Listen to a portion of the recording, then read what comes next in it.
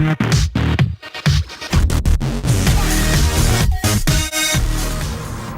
guys, so we're going to try and get her open here. It's our first look out of the box. Excuse me, I'm trying to get it open and hold the camera at the same time.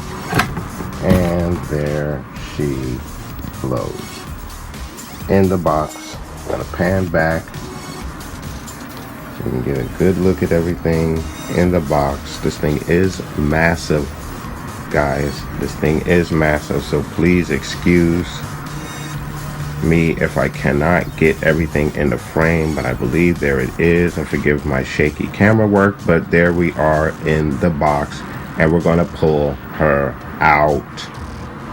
Alright guys, so here she is out of the box, and again, she is massive, so please forgive me if I do not have the whole thing in the shot here.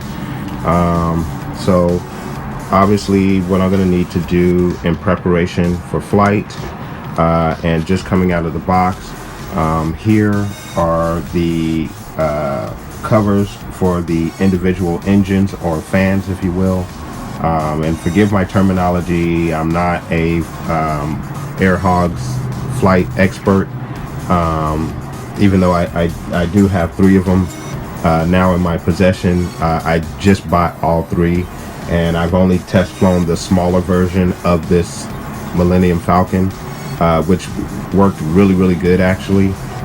Indoors, I tried it outdoors, didn't work as well, but we'll see what this big baby does here today. It is obviously made of styrofoam, a light styrofoam, but it seems to be sturdy, where I don't believe, I think it will be durable. I know the smaller version is very durable. It dropped, it slammed around, ran into walls, didn't suffer any damage whatsoever. So what I'm going to do right now, guys, is get this thing prepped for flight. We're going to get the covers over each individual engine, and then of course there is some charging that is involved with the Falcon and the controller itself, but there is the controller. Really neat, guys. I'm going to get a close-up shot of the controller just so you can get a good look at it. There are several controls here, several dials, and then there's the power button. There's a what appears to be a screen there, so we'll get a look at that once this thing is in flight. So there it is, guys. That's it out of the box. Very neat stuff to look at. Hopefully it will be even more exciting to see this thing in flight. So I'm gonna get this charged up, and we'll get it ready, prep for flight, guys. Alright, so I had a couple of guys online ask me about the figures on the inside with Solo and Chewbacca, and there they are on the inside. The question that I was asked is, do they come out? No, they do not come out, unfortunately. But they are there on the inside. So there they are, guys. I just wanted to get you a quick shot of that. But no, unfortunately, they do not come out of the cockpit. But very neat nonetheless. Alright, guys. So what I decided to do was to charge up the smaller one, so I can get that one in flight as well, so you guys can see that one. Might as well get them both up, right? So since I have them, so let's get them both up today. So I'm gonna while this one is charging, one thing that I neglected to do prior to this is give you guys a full look at both remotes. There are some huge differences between both remotes, obviously. So obviously with this remote, you have your up and down, left and right, simple controls here, right? This vehicle, I believe, is for I forget what the age group is for this particular vehicle. It's 10 and up on this particular vehicle. So very simple controls right there, right? Now on this one, a little bit different, right? Left and right, up and down there. And then we have, and I haven't read these controls yet, but we'll get a look at the instructions as well. I'll let you guys get a look at that as well. So but obviously there are some huge differences between the two remotes. This vehicle is 14 and up, only a difference of 4 years, but we'll see what that skill, what the difference is between those two skill levels there, age groups and skill levels. So I just again wanted to give you guys a look at those comparisons of between the two remotes while this one charges. So we're going to get that done. And then again, I'm going to let you guys get a look at the instructions and how the controls are supposed to be handled.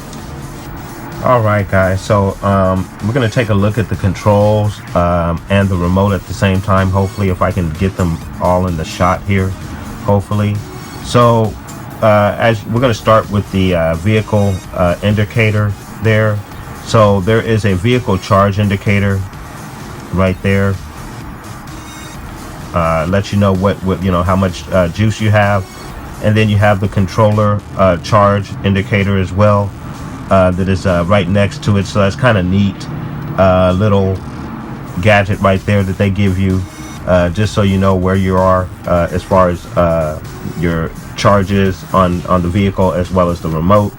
And then over to the controls themselves, here you have your up and let me see, just up and down. And please forgive me, guys, because I'm reading these for the first time, just as you guys are looking at it here with me. So we're doing this all together here. And then of course you have the power button there in the section B area. And also, excuse my shaky camera work here, guys. I usually don't hold the camera while I'm filming, but I felt it necessary to do it for this here.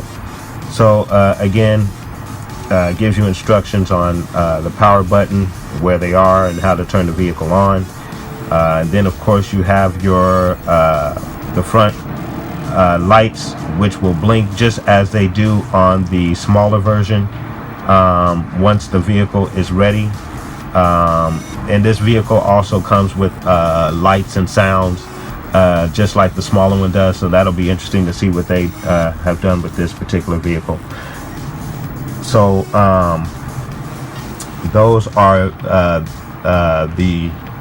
those instructions there. And then we're going to move up here a little bit further on the page. Again, please forgive my shoddy work here, and hopefully the camera is staying in focus. So then we have our directional controls on how to move the vehicle. And that would also obviously be that control right there on the remote. So there is a look at the controls. Continuously turning or drifting, which is really interesting. You don't have that feature on the smaller one, so that's going to be interesting to see how that works. I'm a little excited about that. Again, guys, I'm reading this as the first time with you guys here, so I think that's very interesting, and I'm obviously going to have to do some reading up on that. And I can't really see some of the other instructions here. Oh, I do see left stick. Okay, right stick. Okay. Drifting controls. So, and then of course, and I'm going to slide back over here to the remote. That's going to be those two buttons on the outside of the three levers there, on either side of the remote. I also see a similar button that is right here to the right, next to the right control. So I'm gonna have to see what that does. So a lot of gadgets here on this remote, guys.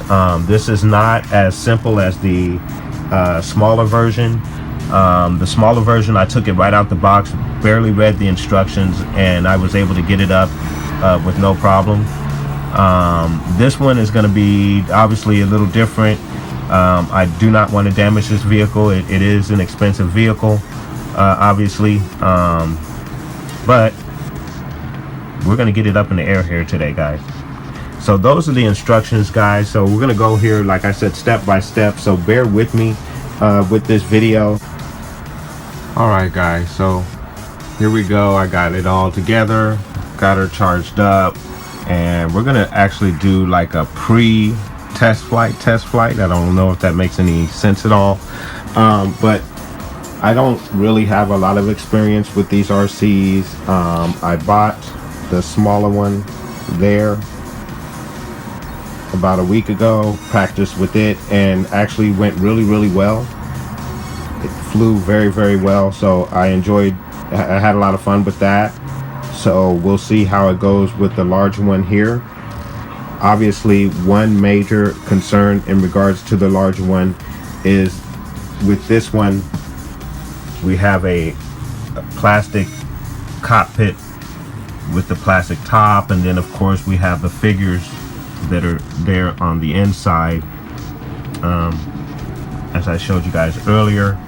So, you know, I'm concerned about damage to that, as opposed to with this one, it's all styrofoam cockpit.